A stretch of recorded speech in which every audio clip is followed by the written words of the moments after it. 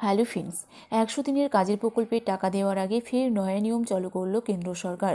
তো আপনারা যদি 100 দিনের কাজের প্রকল্পের অন্তর্ভুক্ত হয়ে থাকেন তাহলে আজকের ভিডিওটা আপনাদের জন্য, কেননা 100 দিনের কাজের প্রকল্প নিয়ে নতুন সিদ্ধান্ত নিয়েছেন কেন্দ্রীয় সরকার এবং নতুন একটি পদ্ধতি চালু করা হয়েছে উপভোক্তাদের জন্য। এছাড়াও 100 দিনের কাজের প্রকল্পের টাকা কবে মিলতে পারে সমস্ত কিছু জানাবো আজকের এই ভিডিওতে।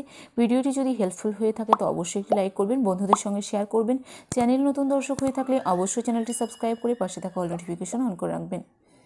100 দিনের কাজের প্রকল্প নিয়ে নয়া নিয়ম চালু করতে চলেছে কেন্দ্রের ক্ষমতাসীন নরেন্দ্র মোদীর সরকার।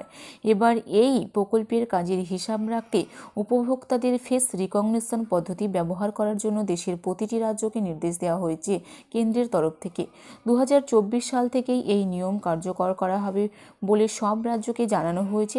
তবে বাংলায় এই নিয়ম চালু করা নিয়ে বিতর্কের সৃষ্টি হয়েছে, কেননা মমতা বন্দ্যোপাধ্যায় নেতৃত্বাধীন বাংলা সরকারের বক্তব্য, যে প্রকল্পের টাকা আটকে রেখেছে কেন্দ্র এবং নতুন করে শ্রম দিবস সৃষ্টির টার্গেটও দেওয়া হয়নি, সেই প্রকল্পের নজরদারি বাড়াতে নয়া নিয়মের নিদান কার্যত হাস্যকর। এখন 100 দিনের কাজের প্রকল্পে যারা কাজ পান তাদের উপস্থিতি বর্তমানে ন্যাশনাল মোবাইল মনিটরিং সফটওয়্যার বা NMMS পদ্ধতিতে লিপিবদ্ধ করা হয়। কেন্দ্রের নিয়মে প্রতিটি রাজ্যে এইভাবে হাজিরা নেওয়া হয়।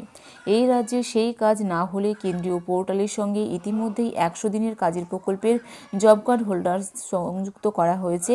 এই NMMS এর মধ্যেই থাকবে ফেস রিকগনিশন বা মুখের ছবি তুলে উপস্থিতি যাচাই করার পদ্ধতি।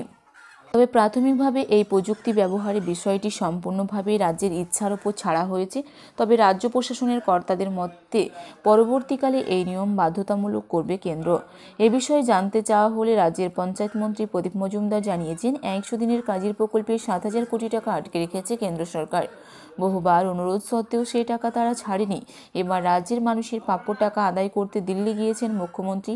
ফলে আগে ওরা টাকা দিক, তারপর বাদ বাকিটা ভেবে দেখা যাবে। এমনিতেই আমরা সমস্ত নিয়ম মেনেই চলি, একথা কেন্দ্রকে একাধিকবার বলা হয়েছে। তা সত্ত্বেও বকেয়া টাকা এখনও মেটায়নি। তার থেকেও বড় কথা হলো যে রাজ্যে কাজ হলে তবেই তো উপস্থিতি গ্রহণের নয়া নিয়মের বিষয়টি সামনে আসবে।